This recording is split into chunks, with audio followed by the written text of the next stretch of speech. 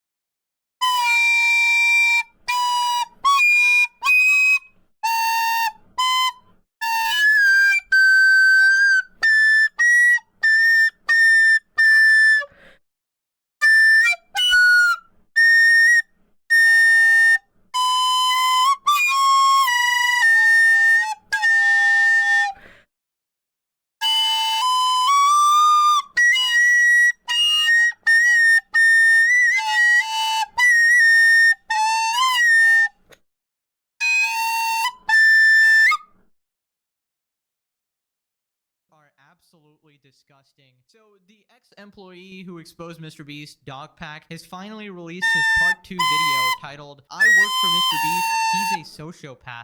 And this video goes over some very serious allegations by a former contestant named Jake Weddle. Now, legal disclaimer, I cannot confirm any of this. This entire video is covering their allegations, and I'm simply reporting the news. So some of the things being alleged are Jake Weddle was borderline tortured in a Mr. Beast challenge called 100 Days in Solitary Confinement.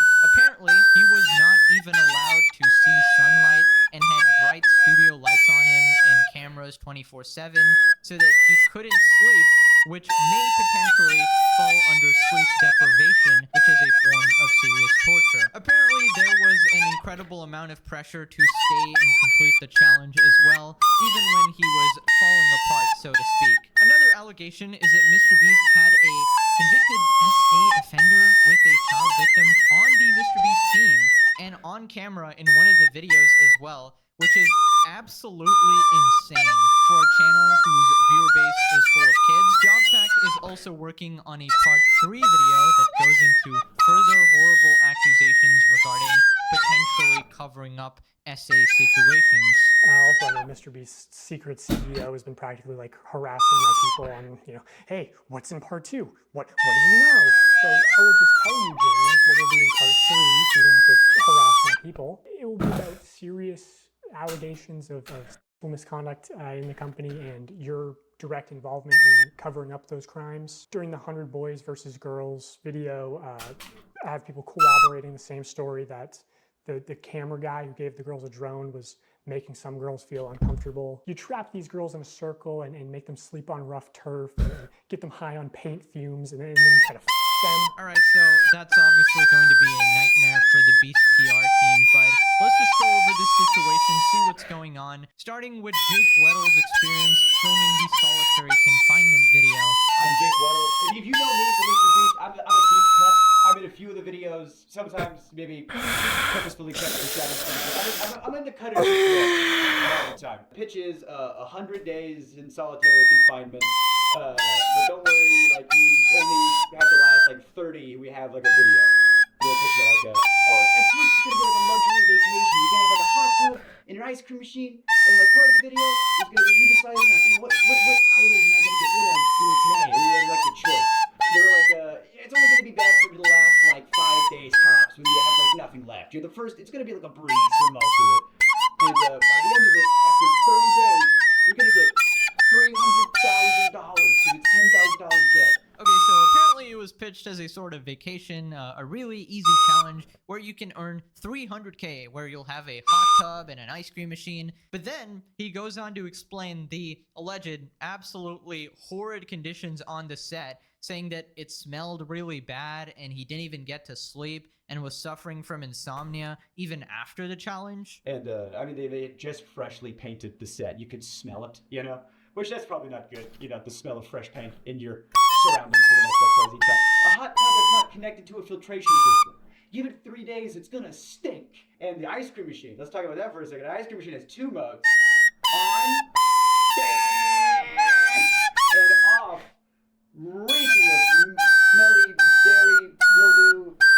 So I got to choose which sense was assaulted at a time. I couldn't asked them, I said, can we like have like nighttime hours? You know? And they said no, because it would cut the time lapse shot. The time lapse of what? Me sleeping? Or me not sleeping? Okay, I got no access to sun. I got no access to clock. I don't know, like, the lights are on me all the time. I wasn't sleeping. I could not sleep. And I have insomnia problems now. But they might have started there. And I go up to my friend, my good friend. And I go, they're not turning the lights off. He goes, what? That's a war crime. We're not allowed to do that to terrorists. Oh, good. 24 hours breaking the Geneva Convention, I guess.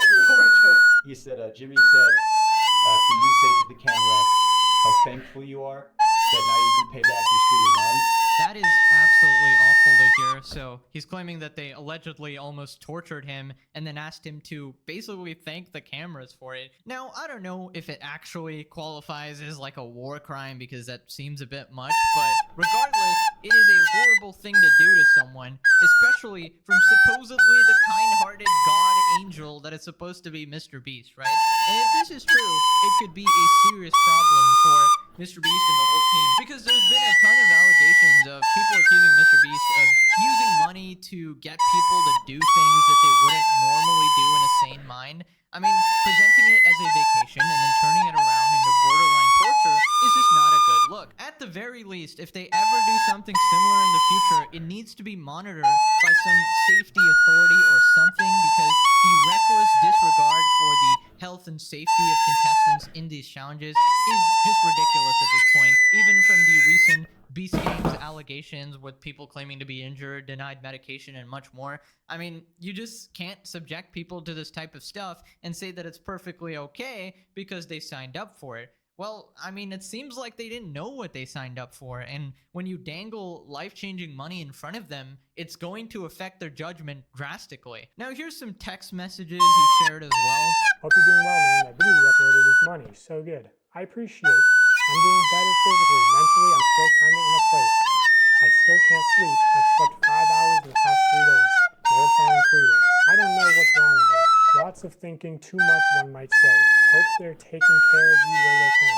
I mean, I was kind of shocked they didn't pay me for the full 25, 30 days. They paid me what I made up to that point. Like, even when we have to pull the plug for my mental health, the mechanism of the game is still at play. I'm just happy to be out. I still can't walk well, but it hurts less. Off-camera breaks, lights off at night, visitation, take the marathon out. Marathon is a video in itself. You can't expect someone to exert themselves like that for 45 seconds of content. The challenges really made it feel dehumanizing. Felt like a parody of Mr. Beast. I felt like the homeless guy they could exploit. Okay, so Mr. Beast defenders are obviously going to be like, suck it up, you signed up for it, oh, you want to win 300k without it even being hard. Well, you know, that's one way to look at it, but also, is it really necessary to not turn the lights off at night? I mean, that part is cut out of the video, so why would that be needed? I mean, why make a guy who hasn't run a marathon till he allegedly has like blisters and stuff like that and his feet are hurting so bad? It's just kind of hurting him for entertainment. He goes, you're gonna run a marathon. You're gonna do the 22.6K, whatever it is, and you're gonna do it on that treadmill over there. People who run marathons train forever, and it's still hard. Did you try to say no? Like, did you have a choice? Or? There was so much pressure to just do it, do the thing, you know? And if I refuse, it's just, well, that's the whole video. I get the budget, so much money up in flames, because Jake said he wouldn't want to do the thing. I got off the treadmill. Just lifted that on my feet. Like, you wouldn't believe. It's all over, just these big red. I couldn't walk. My muscles were like just lactic acid. I got off the treadmill, and then the people that came in to like ice my feet, make sure I was good. Yeah, that's when I was like, I'm done, I'm out. I don't know, in my opinion, there's just better ways to do it. I don't even mind if you just tell everybody, hey guys, I'm being open and honest, I'm faking the videos, I'm making it a TV show, I'm gonna be turning off the lights at night and giving him a break, right? But instead, he has this weird obsession with insisting that everything is 100% real and authentic, and that ends up hurting people, it seems like. Now, in the future, if you do actually fake it, then, let people know so they don't call you a liar as well, right? And so that contestants are not misled about the challenges. Now, Dogpack also shares an internal document in Mr. Beast where he basically shows the company spirit. And one of the sort of instructions there is that no does not mean no, which is an insane phrase to use, but it's not actually talking about consent. It's more like if I tell you to do something, keep trying to do it, even if people say no. You could have said no, you could have left at any time. I want to show this segment from an internal document of Mr. Beast called How to Succeed in Mr. Beast Production. Specifically on page 19, there's a paragraph called No Does Not Mean No. Already insane, because it seems to be co-opting the popular anti-rape slogan. It's a terrible look given the allegations that are going to be coming out very soon. It reads, when dealing with people outside Mr. Beast Productions, never take a no at face value. If you need a store to buy everything inside of, and you call the local Dollar Tree, and the person that answers says, no, you can't film here, that doesn't mean shit. Talk to other employees and see if there are fans, or if any have kids that are fans. Try talking to their boss's boss. Have me DM them on Twitter. Try their social team.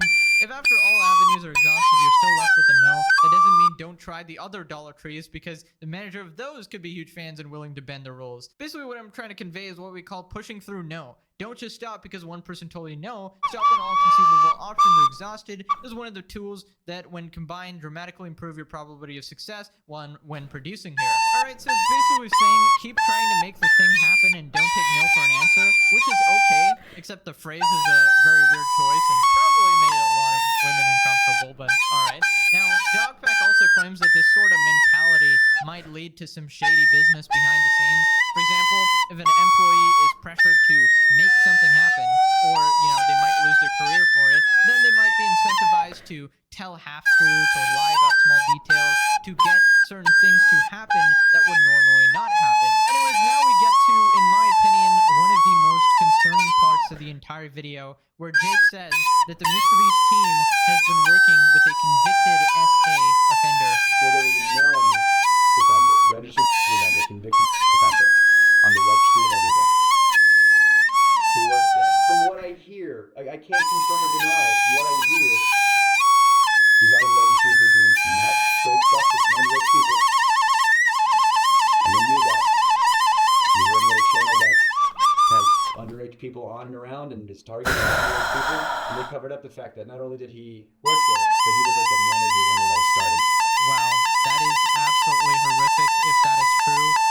Getting those vibes of, I don't know, Dan Schneider, Nickelodeon, all of that weird stuff. I mean, how did this possibly ever happen? Nobody who has done that type of stuff to a child should ever be allowed anywhere near kids, or to even work on a channel that has so many kid viewers. It is just completely unacceptable. Again, I'm praying Mr. Beast did not know about this, but still, it is bad because it is his responsibility to monitor who is being employed under him and at his company. Now, it gets really bad when we allegedly have video footage of the guy in a Mr. Beast video. He'll be in videos. He'll be in thumbnails. He'll be around. And whenever he is, he's wearing a mask. Why would you wear a mask? Why would you conceal your face? It's like, what are you concealing? That you are a registered offender? And that your face can be looked up on a thing? How much more can you literally cover up as a offender? Why do you call him Delaware? Apparently they call him Delaware because he's not allowed to go back to Delaware. I mean, what is going on? Why is a guy like that just randomly in your videos with a mask on? I mean, allegedly they call this guy Delaware because he's banned from Delaware for his disgusting crimes. I mean, that's insane. Why are people joking about that? I mean, I'm hoping there's some other story to that nickname, because that sounds really bad. And it actually gets a million times worse, because a very concerning clip of Mr. Beast allegedly referring to this man by his disturbing nickname Delaware is in a video. Credit to Upper Echelon for his video here. During the I spent 24 hours straight in insane asylum video, in which Mr. Beast did not spend 24 hours in any such thing himself, Zorro is a main contestant. However, at 9 minutes and 12 seconds, Mr. Beast himself states, "Don't touch Delaware's cracker," during one of the joking meals that they were given.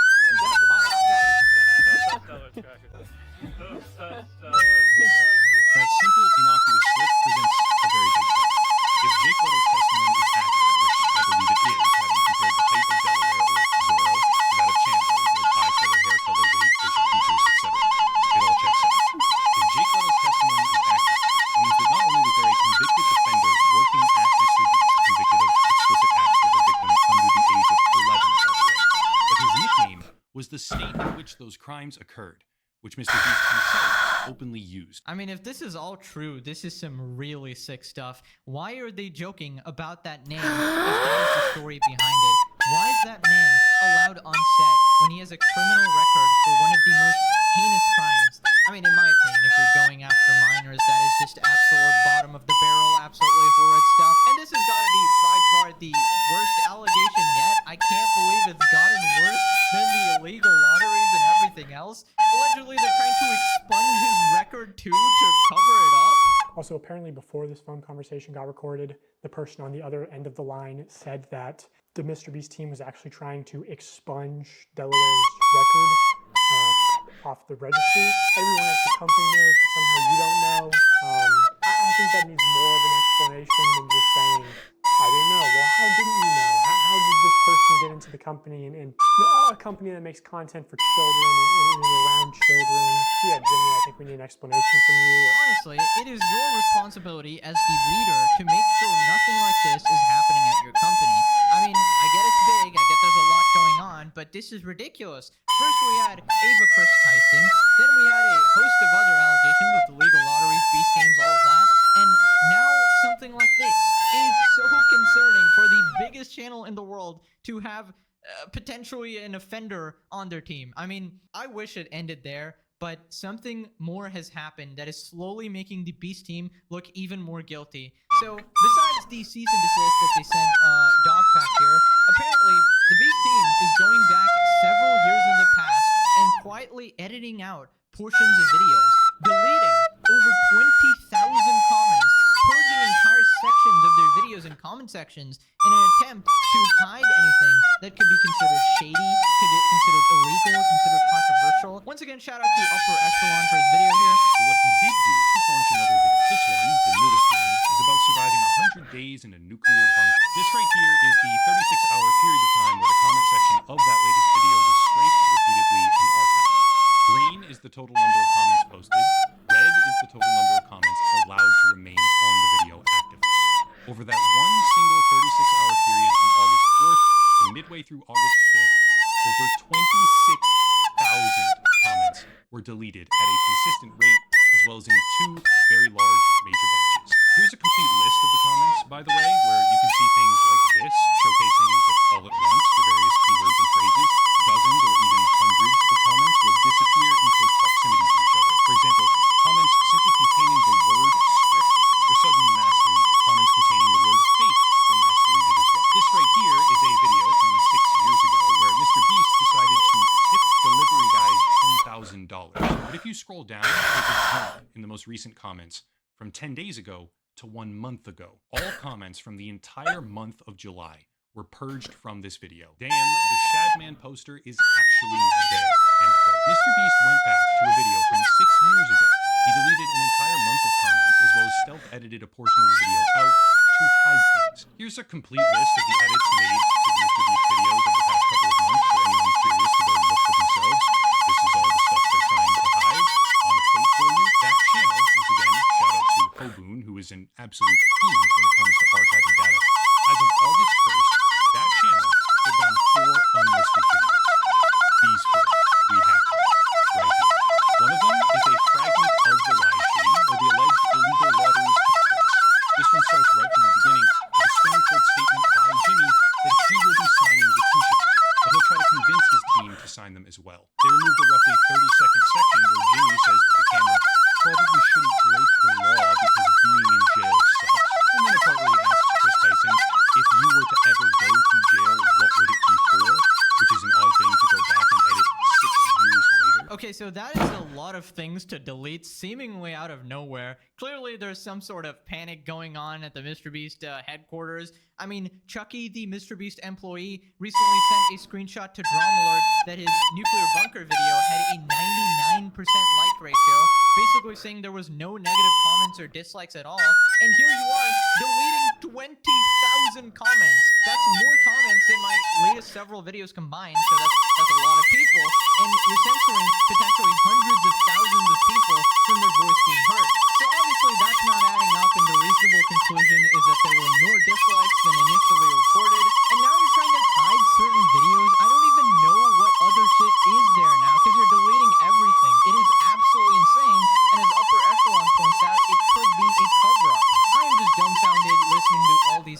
allegations. I am patiently waiting for Mr. Beast and his team's response to all of this. Hopefully they can clear something up. But